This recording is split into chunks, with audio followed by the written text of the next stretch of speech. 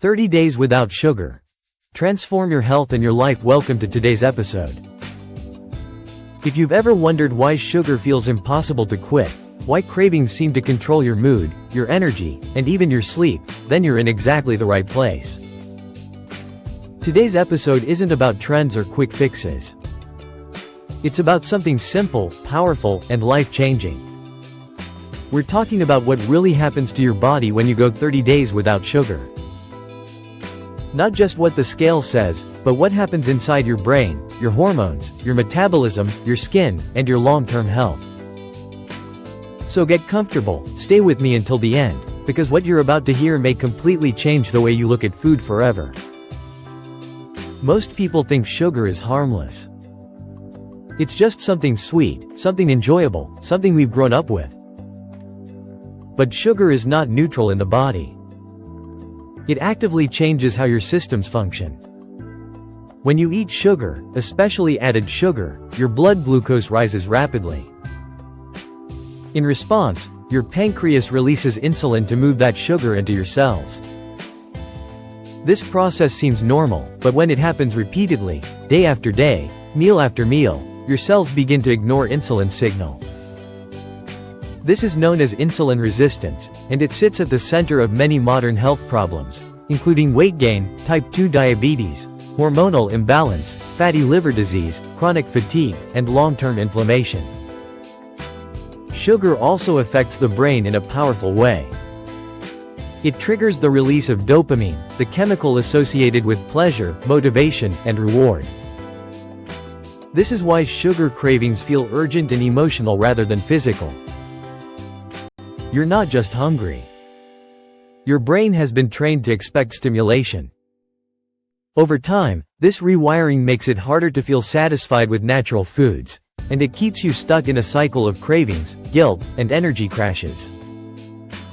Now imagine removing sugar completely for 30 days. At first, your body resists. During the first few days, many people experience strong cravings, headaches, fatigue, brain fog, irritability, or mood swings. This isn't weakness. This is withdrawal.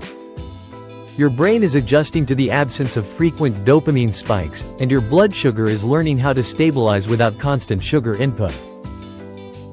At the same time, your liver begins releasing stored glycogen to maintain blood glucose levels. Your body is switching fuel sources, and that transition can feel uncomfortable. During this early phase, your insulin levels begin to drop, inflammation signals start to calm, and your metabolism begins resetting. Staying hydrated and eating enough protein and healthy fats becomes critical here. These nutrients help stabilize blood sugar and reduce the intensity of cravings. What feels difficult now is actually the beginning of metabolic healing. As the first week comes to an end, something begins to change. Cravings often lose their intensity.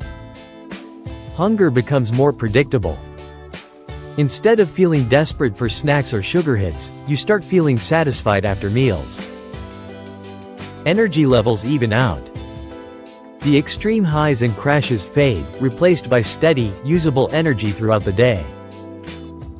This is because your body is becoming more efficient at using stored energy rather than depending on quick sugar boosts. Your digestion also begins to improve. Sugar feeds harmful gut bacteria and yeast, contributing to bloating, gas, and inflammation. When sugar is removed, the balance of your gut microbiome starts shifting. Beneficial bacteria flourish, digestion becomes smoother, and the gut lining has a chance to heal.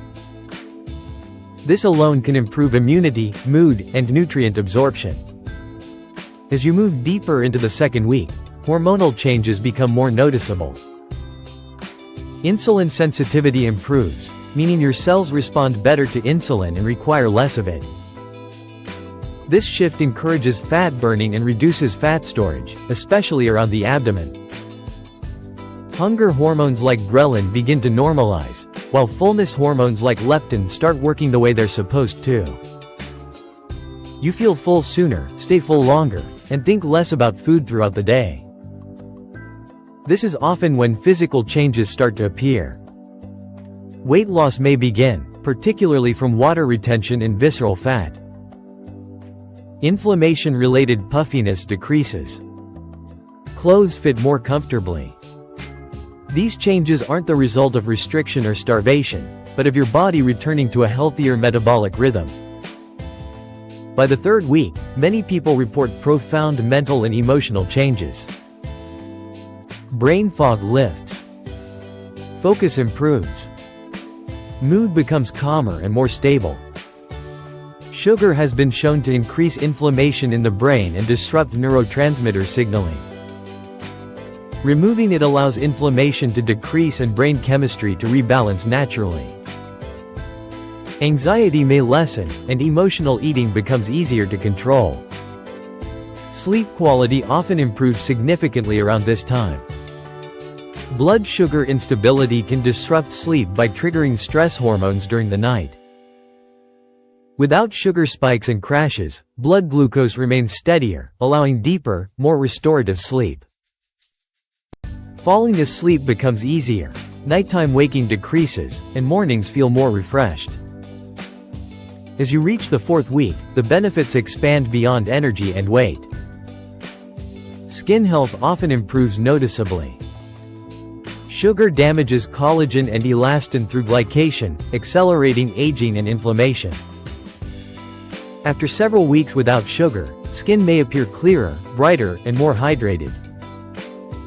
Acne, redness, and breakouts often reduce, and fine lines may soften.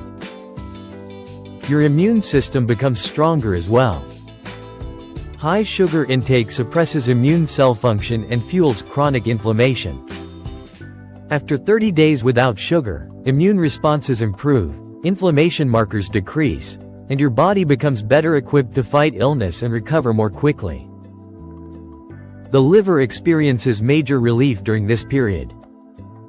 Excess fructose is processed almost entirely by the liver, and over time this can lead to fatty liver disease.